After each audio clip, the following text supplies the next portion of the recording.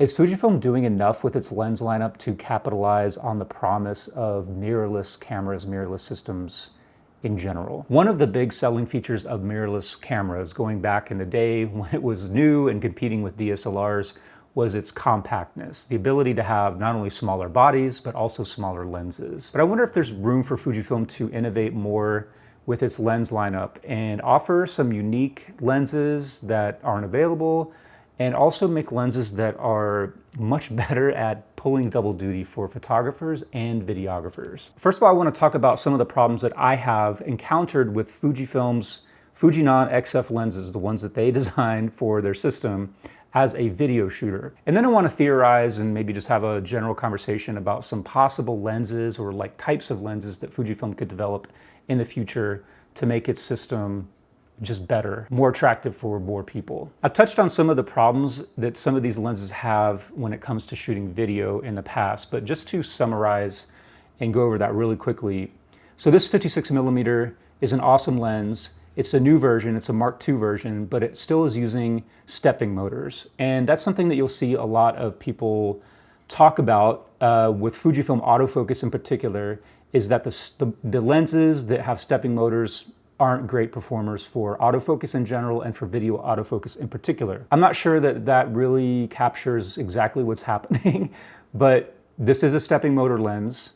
And one of the major problems that it has for shooting video is if you want to manually focus, when you actually rack focus on this thing, instead of having a smooth transition from those two focus points, it actually has a visibly stepping progression, which is bizarre. It only happens in manual focus. This 16mm also has a stepping motor, but it doesn't exhibit that behavior, so it's not a stepping motor thing. Another lens that I've seen this happen on, it's not one that I have, but it's the 16-55 f2.8 zoom lens. And I've been watching some videos about that lens because I've been thinking about replacing the 18-55 kit lens with the bigger f2.8 zoom lens. But I've noticed in some videos where people are doing manual focus pulls, that lens also exhibits that stepping behavior, just like the 56 1.2 does. However, the 16-55 has linear motors. So again, it's not a stepping motor versus linear motor thing. I don't know what it is. Another thing that I've noticed with watching the 16-55 videos is that even though it's a constant aperture lens, meaning that as you zoom in, the aperture remains constant. But even with that lens, you will see some exposure fluctuations as you zoom the lens. And you're like, what is up with that? That shouldn't happen. What I've been able to glean from doing some research is that there's something called a floating aperture design that Fujifilm employs in some of its lenses. And for some reason, that type of lens design results in some exposure changes when you're zooming.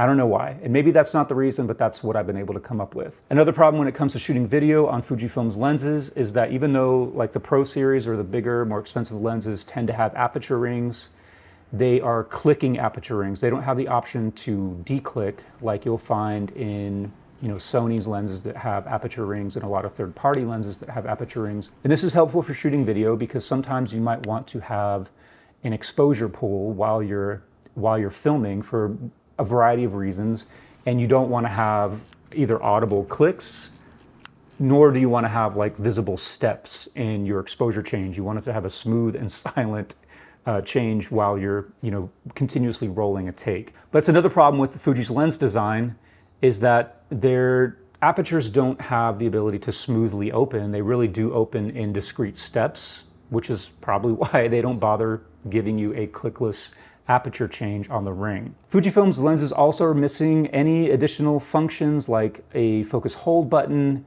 the ability to switch from autofocus to manual focus right on the lens. I know Fuji does it differently because they typically have a switch or a button that goes from autofocus to manual focus right on the camera. So I don't know, it's not necessarily like they have to be one-for-one feature replication, but it would be nice, especially like a focus hold button, I always find to be super useful on Sony's lenses.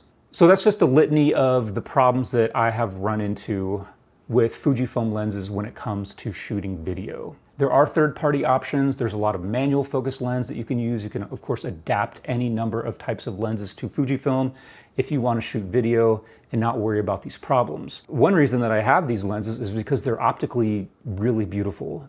I think Fujifilm has really done a great job with its lens designs, with its optics, making them sort of like vintagey in the fact that they have really beautiful sort of high, blooming, and they have really great micro contrast, but they're also really sharp. So I mean, they're optically amazing. So I would love to be able to use these lenses to shoot video, but they're just not great. I mean, for doing, YouTube and kind of vloggy things, content creation stuff, you can definitely work around these or not really worry about some of those things. It's not really an issue on some of the competing systems. I wouldn't say that every Canon RF lens or every Sony E lens is, optimized for shooting video, but they all work pretty well for video, especially in terms of Sony's like later generation of lenses, and then Canon also, because they kind of jumped into the mirrorless later on, seem to kind of take that into consideration with their lens designs. Sony, if their lenses have an aperture ring, you'll have the clickless option. They'll have linear focus options. Canon has introduced a sort of control ring, which you can assign to different functions on some of their bigger L lenses. I know not all of their lenses have all of these features, but some do. I've seen a lot of people on different videos chime in the comments saying that they wish that Fuji would sort of just ditch adding or working on video features in its cameras, because it seems like either A, Fuji is watering down its system by pushing or including a lot of video-centric features in its cameras, or it's making its autofocus worse by trying to make it work better in video. And I understand those thoughts, and I understand sort of the logic behind them, but I kind of disagree, because if you look at Sony and Canon, their autofocus works amazingly well in video. They're at the top of the heap. It doesn't exactly hamper their ability to work in photography for autofocus, because they're also at the top of the heap when it comes to autofocus for photography. So it seems like it would be a cop-out for Fujifilm to be just like, oh, well, if we try to optimize our autofocus for video, then it's necessarily going to make it worse for photography. Doesn't seem like it works that way. So that's one argument. The other thing is they're watering down their system by including video features. And I can only think of one sort of like interchangeable lens mirrorless platform that offers no video features whatsoever, and that's Hasselblad.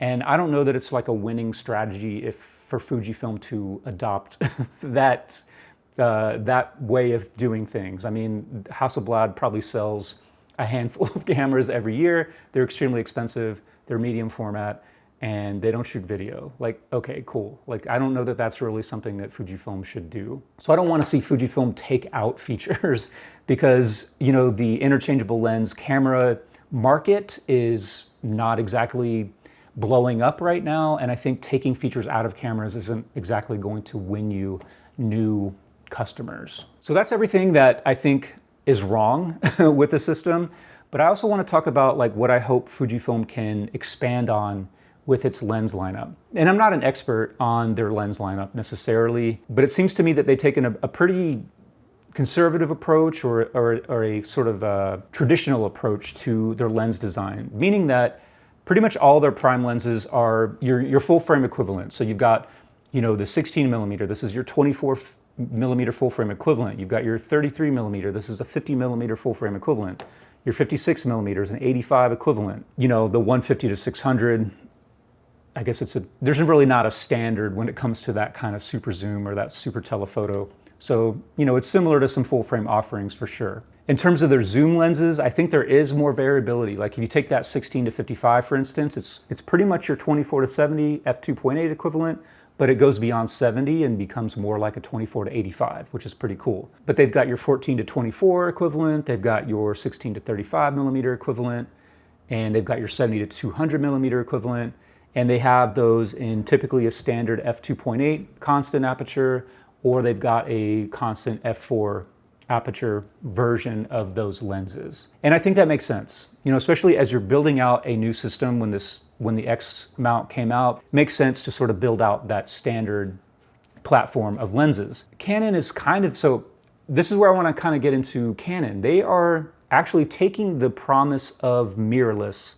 and not only, doing standard lenses, but also offering like lenses that weren't really possible before. So you've got, for example, the Canon 28 to 70 f2, which is a beast of a lens. It's huge, but they've taken what was typically an f2.8 aperture standard and expanded it or made it faster by going to an f2. They also just recently launched that 24-105 f2.8, which at 24-105 historically has been an f4, but they have made it an f2.8.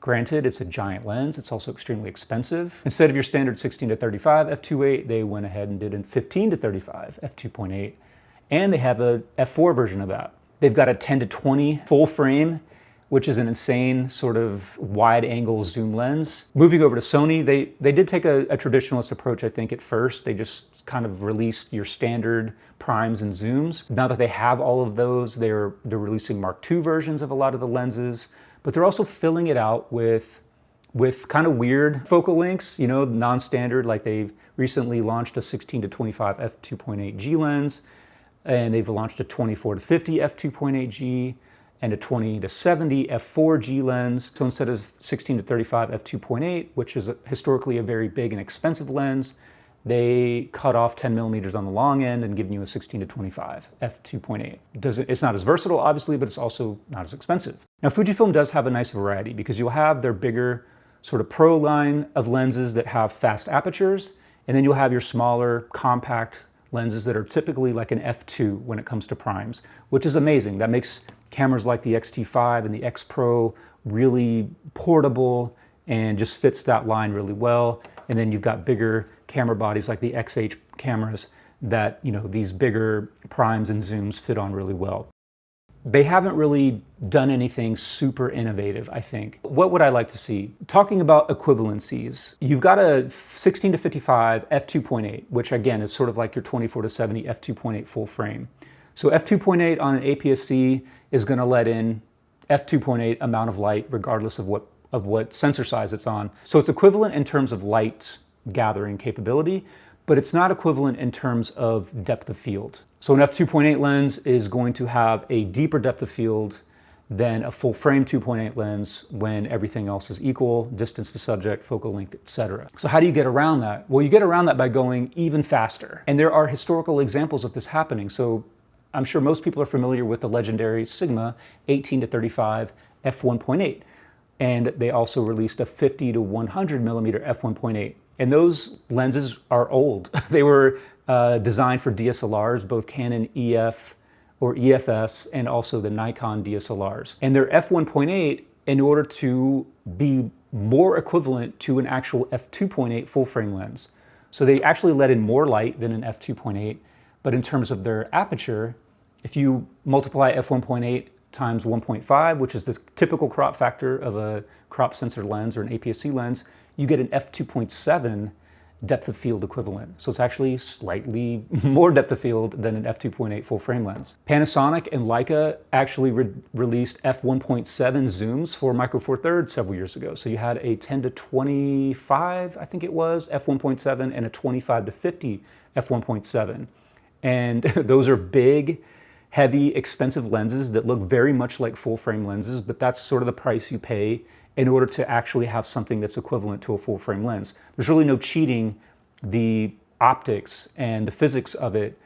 You can have a small f2.8 zoom on APS-C or even Micro Four Thirds. It's going to be smaller than an equivalent f2.8 zoom on full frame when it comes to the focal lengths covered, but it won't be equivalent to a full frame f2.8 in terms of depth of field capabilities. So those 1.7 zoom lenses on Micro Four Thirds, if you multiply 1.7 times 2, which is the Micro Four Thirds crop factor, you get something that is close to an f3.4 full frame equivalent. So not exactly a 2.8, but not too far off. It would be awesome for Fujifilm to do faster zooms. So instead of doing I've been waiting to see if there's going to be a Mark II version of the 16-55 zoom lens. I would love to see an f2 version. f2 on APS-C would give you a f3 equivalent in terms of depth of field, which is essentially an f2.8. That would be pretty awesome. And Fujifilm has done some non-standard lenses, like for instance, the 50mm f1. And actually that's about it. I mean, their zoom lenses, again, tend to go just a little bit longer, so there's that as well.